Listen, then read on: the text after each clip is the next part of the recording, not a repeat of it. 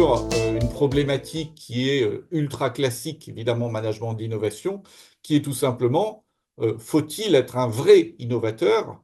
Faut-il être le premier à introduire un nouveau type de produit sur un marché?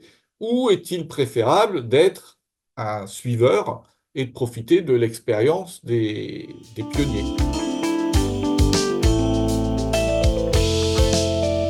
Et sachant que la réponse globale, elle est très nuancée, et que donc, plutôt que de chercher une réponse qui serait universelle, ce qui a longtemps été le cas, hein, on a longtemps vraiment cherché à mesurer l'avantage du pionnier, ben, on va plutôt se concentrer sur quels sont ses avantages, quels sont ses désavantages, et ça permet, si vous êtes dans cette situation-là, avec ce type de décision-là à prendre, de peser le pour et le contre, c'est-à-dire de regarder dans chaque cas cet avantage-là, est-ce que je vais l'avoir ou pas? Parce que, alors j'aurais pu rajouter dans les titres, hein, c'est des avantages et des désavantages potentiels, hein. Ils ne sont pas automatiques, ils ne sont pas systématiques. Donc, bah, du coup, vous allez pouvoir vous poser la question, est-ce que j'ai cet avantage-là? Est-ce que j'ai celui-ci? Est-ce que j'ai celui-là? Etc. Et même chose pour les désavantages. Bon, par ailleurs, il est quand même assez rare qu'une entreprise qui est en mesure de sortir un nouveau produit dise bah, je vais attendre, on est prêt là, mais je vais attendre parce que je veux être suiveur. Là où ça peut jouer, c'est plutôt dans des entreprises qui sont déjà multiproduits et qui, à un moment donné, vont se dire mes priorités en termes de projet de développement, je les mets où? Ah, bah ça, j'ai pas forcément envie d'être pionnier. Je sais que des concurrents sont susceptibles de sortir les produits, leur version du produit dans un an et demi. Ben moi, je vais plutôt viser dans 2 ans parce que justement, j'ai regardé tout ça et je me dis, bah, finalement, sur ce marché-là, c'est pas forcément intéressant d'être pionnier. Et du coup, je vais plutôt mettre mes priorités de R&D ailleurs.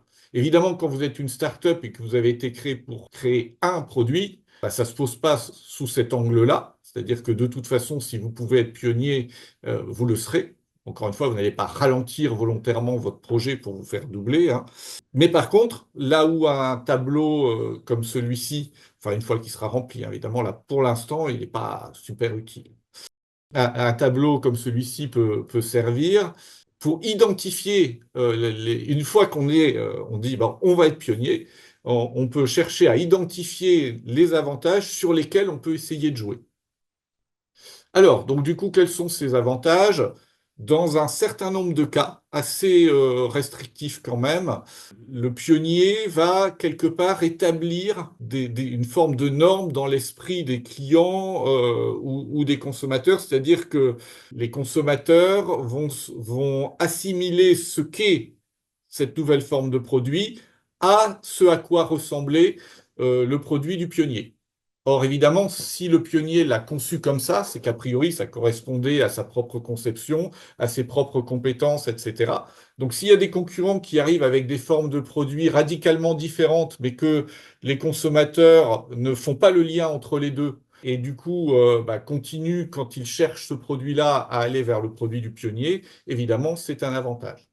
Mais ça implique d'avoir du succès rapidement et d'être connu et reconnu comme étant le produit de référence très tôt, hein. Donc, c'est loin d'être toujours le cas. Alors, il y a un avantage potentiel en matière de coût, hein. Le pionnier, lui, il a déjà fabriqué une certaine quantité quand ses concurrents arrivent sur le marché. Donc, ça vous donne un avantage en matière de coût. Alors, il est à relativiser comme tous les avantages, hein, je vous ai prévenu. Alors d'abord, il peut être plus ou moins fort, hein. Ensuite, parfois, vous avez des suiveurs qui arrivent avec beaucoup de moyens, avec une stratégie très agressive sur le marché et qui, du coup, dépassent rapidement le pionnier en vente cumulée. Et donc, bah, dans ces cas-là, certes, au tout début, vous avez forcément cet avantage, mais assez vite, vous êtes doublé. Enfin, si jamais, c'est une courbe qui, en général, elle est plutôt effectivement observée, elle est plus ou moins forte, mais c'est une théorie qui est à la fois pas mal discutée, parce qu'évidemment, dans la réalité, c'est un peu moins régulier. parce qu'à certains moments, vous avez une hausse des prix des matières premières, parce que tac, tac, tac, qui fait qu'il y a plein d'autres critères qui vont entrer en ligne de compte, hein. Mais bon, globalement, on la considère comme en général fonctionnant plutôt bien. Par contre, elle n'est valable que pour un type de méthode de production donnée. C'est-à-dire qu'à la fois, elle prend très bien en compte des améliorations, ça fait partie de la courbe quand on améliore les procédés de fabrication. Mais par contre, si vous arrivez avec une technologie de production qui est complètement différente dès le début, bah peut-être que vous, en tant que concurrent, vous allez démarrer là. Parce que dès le départ, votre toute nouvelle méthode de production, elle est beaucoup plus efficace que celle qu'utilisait le pionnier. Donc, vous voyez, tout ça réuni, ça fait que si normalement, quand la courbe fonctionne, là, au tout début, l'avantage, il est acquis, en pratique, vous voyez bien que c'est autre chose qu'il soit maintenu dans le temps, qu'il perdure, voire même, dans quelques cas, il peut être remis en cause par l'utilisation d'une technologie de production totalement différente. Autre avantage potentiel, dans certains cas, vous allez pouvoir préempter des ressources rares. Alors, déjà, il faut que vous utilisiez des ressources rares pour ça. Et ensuite, il faut que vous soyez effectivement en mesure de les préempter. Donc, vous voyez que là, le côté conditionnel, il saute plutôt aux yeux, hein. Donc, des ressources rares, ça peut être des choses très, très différentes. Alors, ça peut être par exemple une matière première que vous utilisez, vous trouvez un matériau jusque-là peu utilisé, vous lui trouvez des caractéristiques extrêmement intéressantes pour qu'il soit utilisé dans des batteries par exemple. Et là, bah, ce que vous pouvez peut-être faire, c'est, alors la version, je dirais, extrême, c'est vous arrivez à signer des contrats d'exclusivité avec les quelques mines dans le monde qui arrivent à extraire ce métal.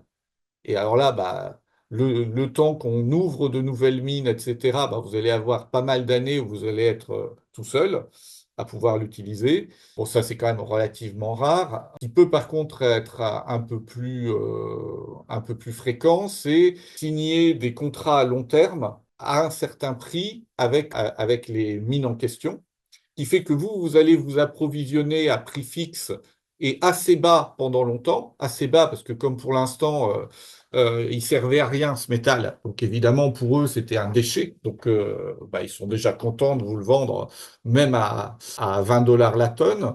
Et puis bah, évidemment quand on découvre les propriétés extraordinaires, enfin qu'elles sont rendues publiques et que vous sortez vos premiers produits qui ont des performances extraordinaires, bah, les concurrents vont eux aussi vouloir acheter le même produit. Mais sauf que comme entre-temps, bah, il y a déjà une demande, là, cette fois, les mines, elles vont pas le vendre à 20 dollars la tonne. Et donc, du coup, bah, le prix va augmenter pour eux, mais pas pour vous. En tout cas, le temps de votre contrat à long terme. C'est jamais infini, évidemment.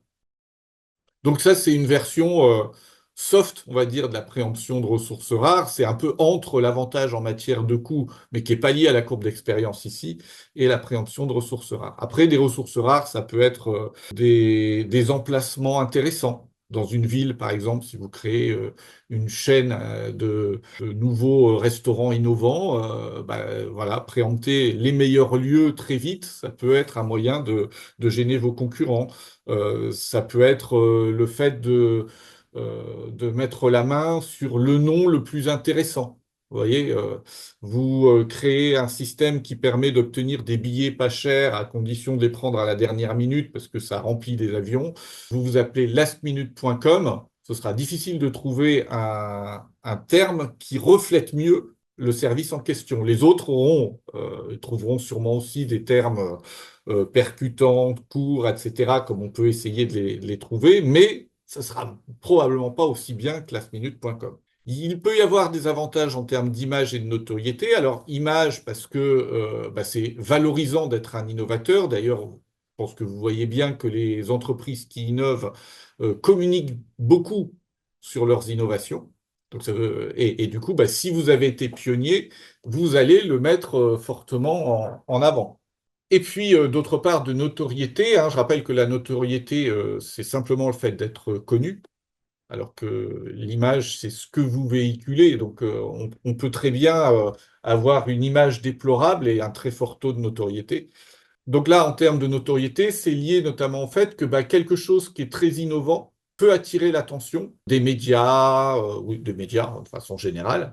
Et donc, vous pouvez avoir une forme de publicité gratuite liée au fait qu'on fait des reportages, par exemple, sur votre tout nouveau produit, etc. Donc voilà, alors vous voyez que là encore, c'est bien évidemment un avantage qui n'a rien d'automatique, parce que si jamais finalement vos ventes ne décollent pas et que vous disparaissez assez vite du marché, on vous oubliera. Et donc vous ne bénéficierez pas de la notoriété ni vraiment de l'image, même si vous survivez et que vous parvenez ensuite à communiquer sur le fait que vous aviez été l'innovateur, mais même là, ce sera difficile parce que ça reviendrait à communiquer sur un échec, hein. Donc, enfin, on peut utiliser les droits de la propriété intellectuelle pour gêner les concurrents. Alors, ça peut être les gêner à travers des marques, des dessins et modèles, etc. Mais évidemment, l'arme la plus forte du pionnier, potentiellement, c'est le brevet. Alors, le pionnier a aussi des désavantages. Alors, on parle aussi parfois d'avantages des suiveurs, ce qui revient au même, hein. La première chose, c'est qu'il va débarquer sur un marché inconnu, sur lequel les segments sont pas encore bien déterminés, etc. Donc, il y a quand même une probabilité non négligeable pour que il fasse un mauvais ciblage, pour que son produit soit décalé par rapport aux attentes du segment qu'il vise, etc. Donc, généralement, quand vous êtes vraiment innovant, vous allez tâtonner et ensuite améliorer votre produit en fonction des retours clients, etc. Mais du coup, ces tâtonnements, vos concurrents vont les voir. En tout cas, ils vont voir quelles sont les caractéristiques de vos produits. Ils verront, ils n'auront peut-être pas toutes les infos sur ce qui a déclenché vos décisions, hein. Ils n'ont pas toutes les infos que vous avez pu recueillir en étant expérimentateur. Ça pourrait être presque un avantage aussi de recueillir certaines données avant. Mais par contre, ils voient très bien ce que vous en faites en termes de produits ou de services. Et donc, du coup, ils vont pas faire les mêmes tâtonnements que vous. Ils vont tout de suite éviter certaines des erreurs que vous avez faites. Ensuite, il a été montré qu'en moyenne, quand on était suiveur sur un marché, les dépenses de R&D, la plupart du temps, étaient moins élevées. Donc là, vous voyez, j'ai écrit frais de R&D plus élevés pour le pionnier que pour les suiveurs.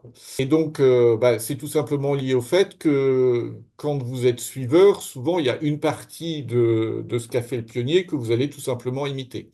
Tout ne peut pas être protégé, en général, dans un produit. Donc, du coup, il y a des choses qui pourront être tout simplement reprises. Et puis, il y en a d'autres sur lesquelles vous pouvez éventuellement buter sur des droits de propriété intellectuelle qui vous obligent à les contourner, etc. Ce qui peut d'ailleurs faire que, dans certains cas, les frais de recherche et développement peuvent se retrouver plus élevés pour les suiveurs que pour le pionnier, mais c'est des cas rares, mais ce sera le cas si vraiment c'est très compliqué de contourner des technologies brevetées par le pionnier. Et là, des fois, on va dépenser plus d'argent à essayer de contourner qu'on l'avait fait à inventer. Mais encore une fois, ce que je viens de vous dire, là, c'est l'exception et pas la règle. Ensuite, il doit éduquer, entre guillemets, le consommateur, hein. Parfois, on dit évangéliser le consommateur ou les clients. Enfin, parfois, les ventes mettent du temps avant de décoller. Alors, ça a deux conséquences principales, hein. D'une part, on voit bien que tous les avantages se retrouvent réduits, voire anéantis. C'est-à-dire que, évidemment, si vous vendez peu, vous n'allez pas établir des normes dans l'esprit des clients et des consommateurs, hein, parce qu'ils sont peu à avoir utilisé et même parfois vu votre produit. Vous n'avez pas beaucoup descendu la courbe d'expérience puisque vous vendez pas beaucoup. Admettons qu'au départ, vous ayez préempté des ressources rares, c'est rare de les préempter pendant des durées extraordinairement longues. Alors, vous avez peut-être eu un peu de notoriété au début parce que vous avez inventé, mais visiblement, ça n'a pas fait beaucoup de bruit, puisque le produit n'a pas décollé. Et enfin, si vous aviez des brevets, du coup, leur durée de vie s'est fortement raccourcie entre-temps. Enfin, il vous reste plus beaucoup de temps avant qu'ils tombent dans le domaine public, voire ils sont déjà tombés dans le domaine public. Et puis l'autre aspect, c'est que ça peut conduire à un abandon prématuré.